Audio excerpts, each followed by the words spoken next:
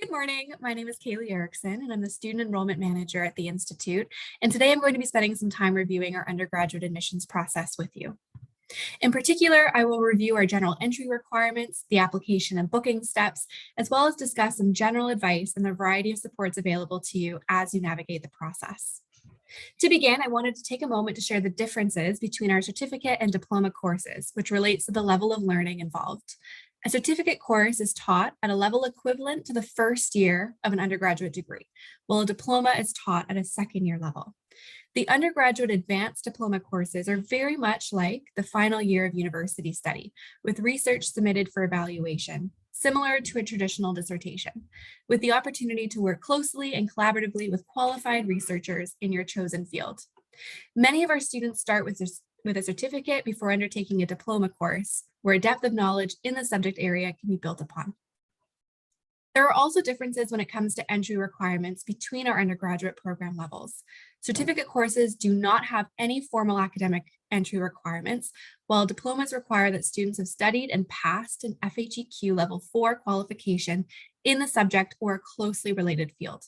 We have two advanced diplomas, one which requires a prior Level 5 qualification and the other requiring a Level 6 qualification in a subject relevant to your proposed subject specialism. All of our programs, regardless of level, have the same English language requirement. If English is not your first language, you need to be able to prove you meet the University of Cambridge English language requirement.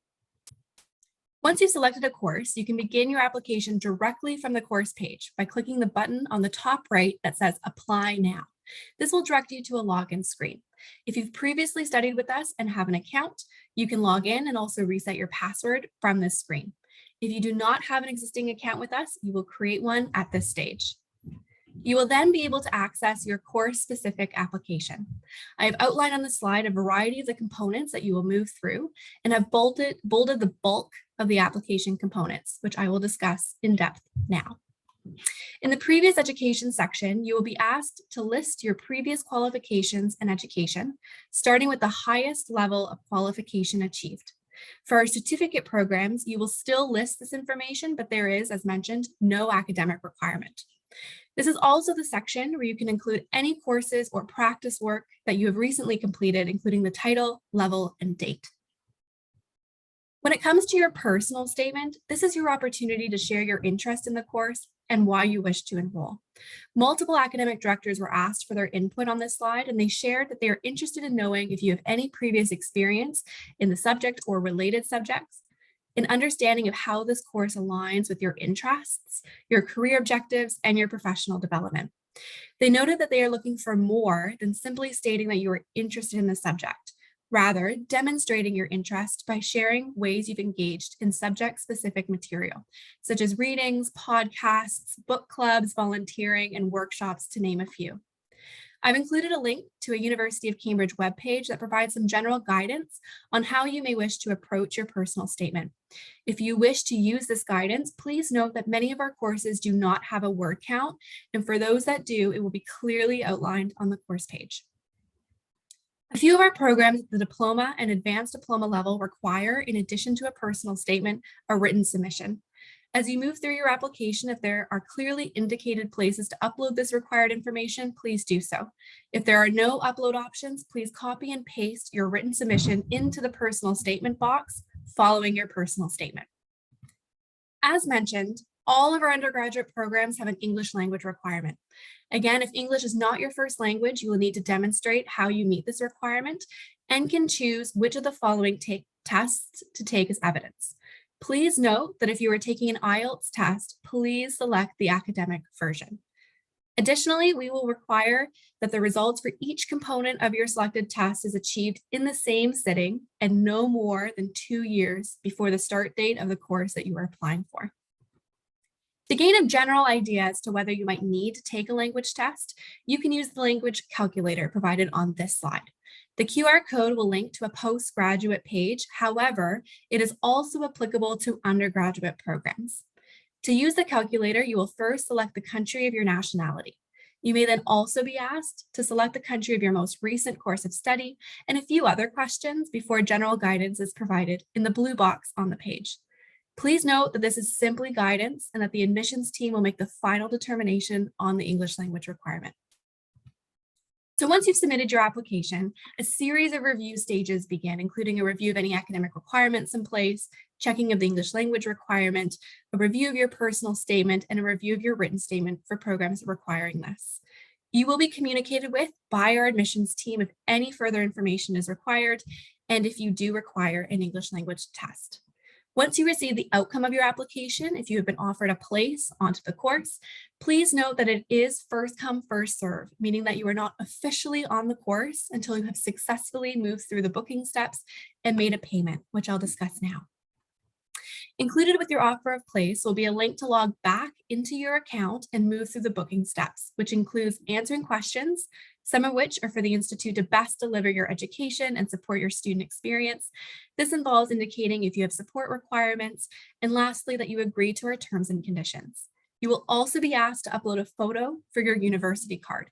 Please ensure that you follow the guidelines on the type and size of photo for your university card submission. You can also opt to email a photo later if you are not ready to upload one during the booking process. The next step involves a payment, which is required to secure your place on the course. You have a variety of options at this stage. You can pay the course fee in full, or you can choose to opt into a termly payment plan where you'll be required to only pay the first installment at this stage. Alternatively, if you're applying for a student loan to support your studies, please select the option for student loan, which will require you to pay a £50 deposit at this stage to secure your place on the course. Please note that your student loan application needs to be applied for and approved within 2 weeks of the course start date. Otherwise, a standard payment plan will be put in place. Some general tips and advice for navigating the admissions process are: you can start your application at any time and return to it to continue editing until you officially submit your application. We recommend submitting your application early to provide enough time for English language testing if you require it. You may want to think about test availability, location of testing centers, and cost when selecting which test to take. Please ensure that you are taking time change into account when submitting your application, as applications are due by noon British Standard Time on September 4th. One quick note that the Certificate of Higher Education and Pre-Medical Studies is due May 31st. All of our undergraduate programs, with the exception of the Certificate of Higher Education and Pre-Medical Studies, are fully online and therefore will not require a visa. We also do not require references for our undergraduate applications. Additionally, due to the first come, first served component of our offer process, please know that you can take time to think about your offer, but we kindly ask that you keep us updated about whether you are still interested in the course. And please know that you are never alone during this process. We have a variety of supports in place to provide information, advice, and guidance. From our website homepage, you can select About Us and then select Contact Us to send a question through to a variety of teams. You can also select the Ask a Question button on course pages to submit a question. The enrollment team also operates live chat on the website, particularly during business hours in mid to late summer. You will fill in your name and email to start a chat, which looks like the box on the right-hand side. After your interaction, please take a moment to provide some feedback on your live chat experience and opt into marketing if you would like to receive news and information from the Institute. You can also leave a message on live chat outside of business hours, which our team will aim to respond to next business day. As an additional support, we are collaborating with academic and course directors to schedule one-on-one online meetings for anyone interested in discussing more in-depth questions relating to suitability, which level to apply for, pathways, and to learn more about writing samples and research interest statements that you may need to submit depending on the course you are applying for. More information on registering your interest for these sessions is being provided throughout the duration of the event today.